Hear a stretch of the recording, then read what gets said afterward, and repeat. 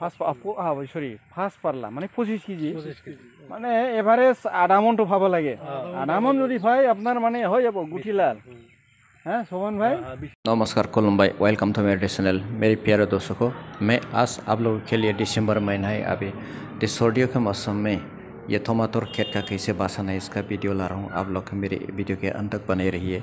अगर आप लोग वीडियो के अंत तक बने रहे तो कोई ना कोई कुछ न कुछ एक चीज़ आप लोग को सीखने को मिलेगी।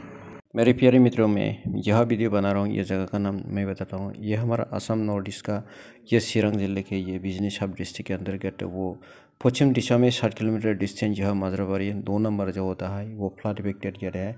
मैं जहाँ हूँ और यह जो भी टमाटर का खेत कर रहा है ये इसका नाम है, फार्मर का नाम है शफीकुल इस्लाम। वो टमाटर खेत हमेशा करता है, मतलब हर साल करता है, समर सीजन में भी करता है। वो टमाटर खेत करने में बहुत माहिर है। इन खेत का जो भी चेहरा है बहुत अच्छा है। पौधा 75 डेज का है और पहला हार्वेस्टिंग होने वाले कोई दिन के बाद। यह अभी इरिगेशन तो लगा रहा है, STW एरिया है और इसका ज़मीन जो है सैंडिल्यूम है, इसलिए हर महीने में एक बार इरिगेशन देने को पड़ता है मॉइस्चर कंटेंट मेंटेन करने के लिए। अभी ये दिसंबर जनवरी महीने में अगर इसको सर्दियों से बचा के रख सकता है तो किसान भाइयों को दमदार मुनाफा होगा।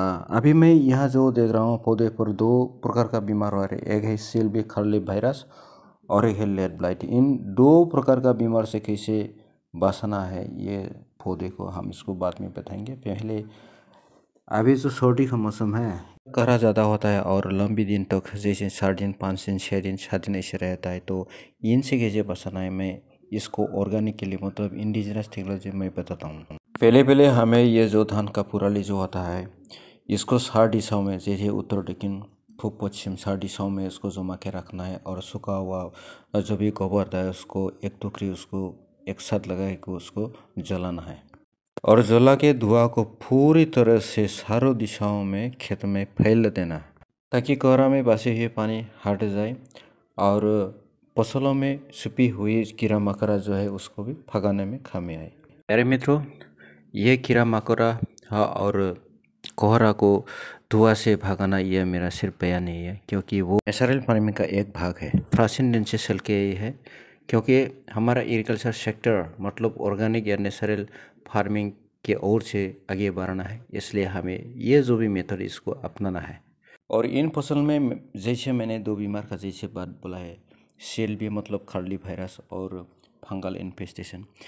टमाटर खेत के लिए ये 2 बीमार बहुत खतरनाक साबित होता है, क्योंकि इन बीमार से अगर ये फसल को बचा नहीं सका तो कृषक का जो भी सपना है जैसे 90 डेज से 150 डेज तो इसका जो हार्वेस्टिंग टारगेट है वो सपना जो है वो टूट जाएगा।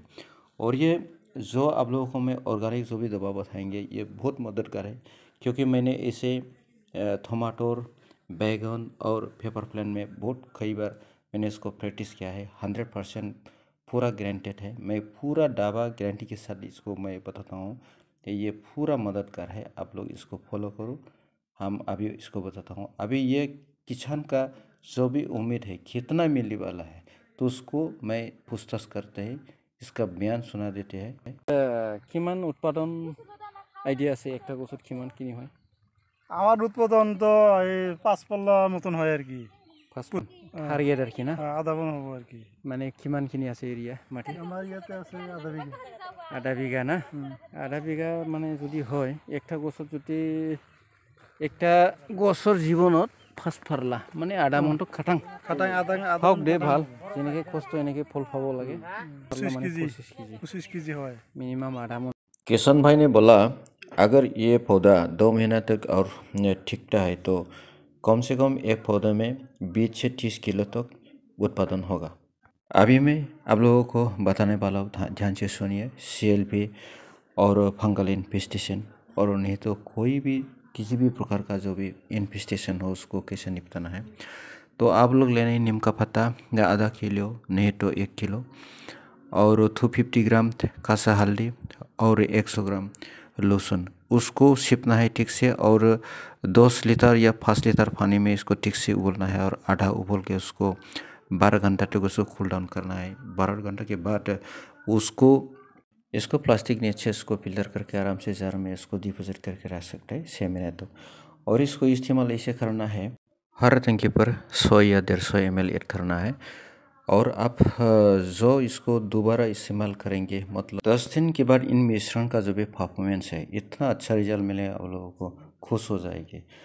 प्रिय दोस्तों, मैं आप लोगों के लिए एक शानदार टमाटर खेत का एक वीडियो बनाया है। आप लोग ऐसे ही मेरे साथ बनते रहिए, देखते रहिए। अगर ये मेरे वीडियो को अच्छा लगे तो लाइक, कमेंट, शेयर सब्सक्राइब करना ना भूलें। जय हिंद, जय हो किसान।